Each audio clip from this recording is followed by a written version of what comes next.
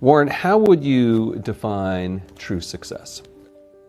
Well, I've said many times that if you get to be 65 or 70 and later, and the people that you want to have love you actually do love you, you're a success. I've never seen anybody that reaches that age. I mean, I'm not talking about somebody that's in extreme poverty or pain or something, but I've never seen anybody that, if they have a lot of people that love them, that is other than happy. And I've seen some very, very wealthy people that they give testimonial dinners to and name schools after and everything. Nobody loves them, you know.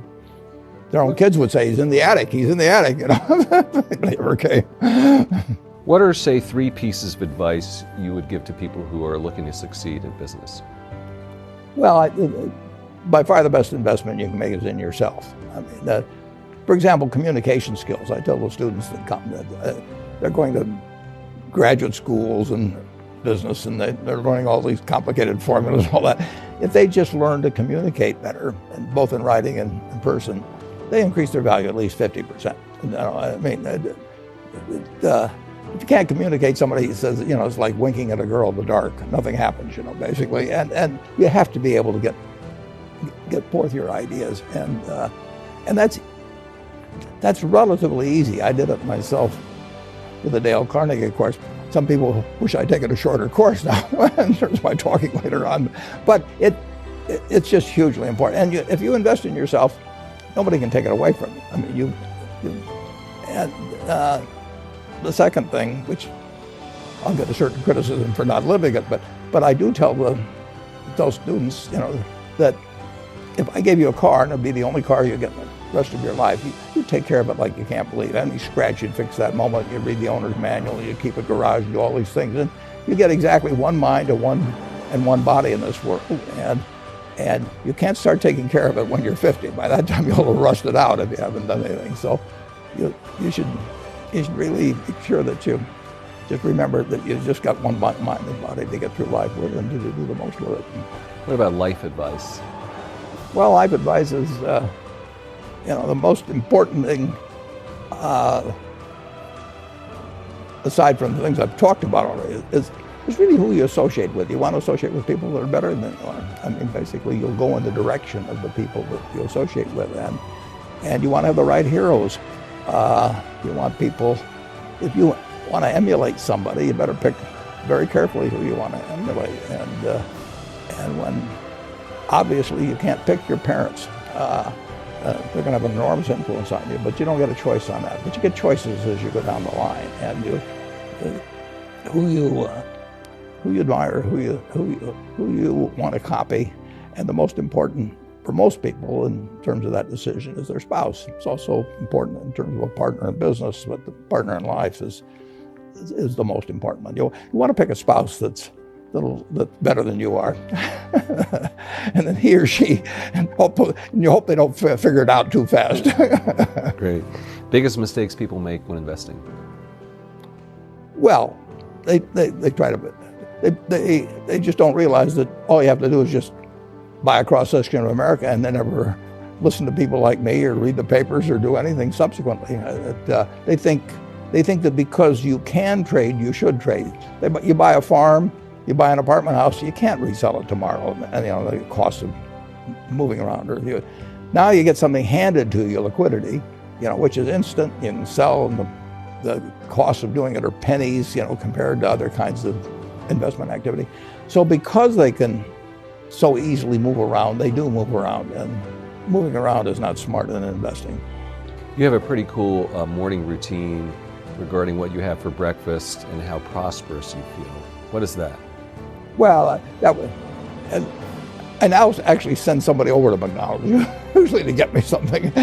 Since the publicity I got from earlier describing my habits at McDonald's, I now have somebody go in the office, but that was more for entertainment value. I eat exactly what I like to eat.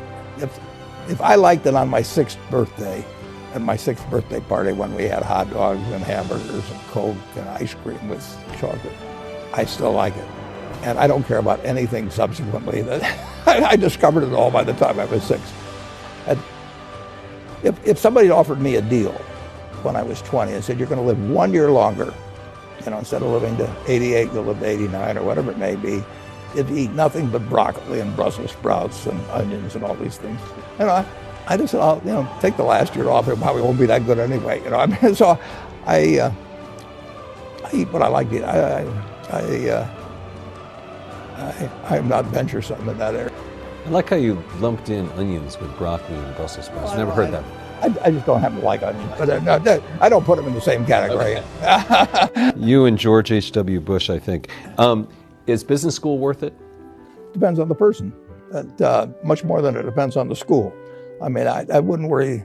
Some people are going to get a lot out of advanced education, and some people are going to get very little. And I don't even think it's important that every person go to college at all. I mean, we have all kinds of jobs at 70 or so thousand a year, or 80,000 a year, that college training is not of use. And I actually was not keen on going to college myself. Yeah, my dad kind of jollied me into it. He could get me to do anything. But if they'd had an SAT test in those days, he would have taken the test for me.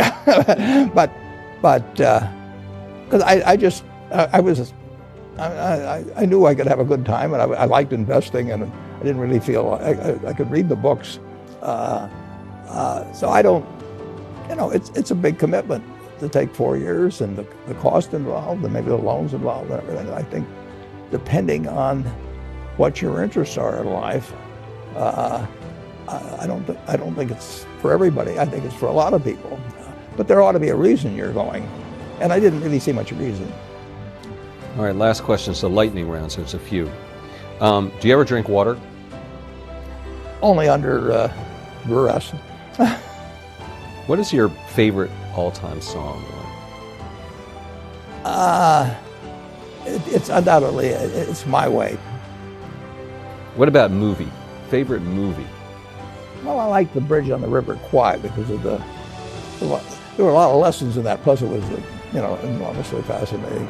Catchy tune also. Sorry? Catchy tune also. Yeah. Right. The ending of that was sort of the story of life. He created the railroad, and did he really want the enemy to come in and cross it? Got it. Favorite book? Well, the favorite book from the book that had the most impact on my life was The Intelligent Investor by Ben Graham. I knew you were going to say that. Favorite TV show? It's probably going to be it would be Nebraska in some huge bowl game and winning. And finally, what do you carry in your wallet, and how much money do you tend to carry around? Well, I probably carry maybe $400. I don't know. I actually my wife likes to use cash, so I just take home a chunk of cash every now and then she doles it out. She looks at my billfold and sees whether all the hundreds are gone. 6 of you in there. It's pretty simple. And credit cards? I've got an American Express card, which I got in 1964, but I pay cash 98% of the time. If I'm in a restaurant, I always pay cash. It's just easier. Warren Buffett, thanks very much.